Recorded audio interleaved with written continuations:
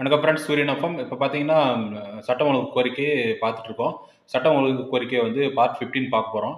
இதில வந்து பார்த்தீங்கன்னா, சட்டம் ஒழுங்கு வந்து அ மரங்கள்ல வளர்க்கறதுல வந்து பயன்படுத்துறாங்க. அதில வந்து பார்த்தீங்கன்னா, அ இப்ப சந்தன மரத்த வந்து வெட்டுறதுக்கு வந்து அரசுகிட்ட அனுமதி வாங்கணும் அப்படின்னு சொல்லியிருக்காங்க. அது வந்து லீகலா எப்படி நிலத்தில வளர்க்கறது அப்படின்னு சொல்லி அதுக்கு வழிகாட்டு நெறிமுறைகள குடுத்துருக்காங்க.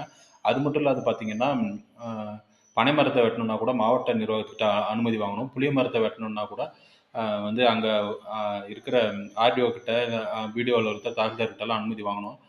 அது மட்டும் இல்லாத பார்த்தீங்கன்னா, தேக்கு மரத்த வெட்டுறதுக்கு கூட அனுமதி வாங்கணும் அப்படின்னு சொல்லி ஒரு நடைமுறை கொண்டு வரணும். ஏன்னா தேக்கு மரத்த கூட வந்து பார்த்தீங்கன்னா, கிராமப்புறங்கள்ல எல்லாம் வெட்டிடுறாங்க. புளிய மரம், தேக்கு மரம், அப்புறம் வந்து அ ப பனை மரம் இதெல்லாம் ரொம்ப முக்கியமான மரங்கள்.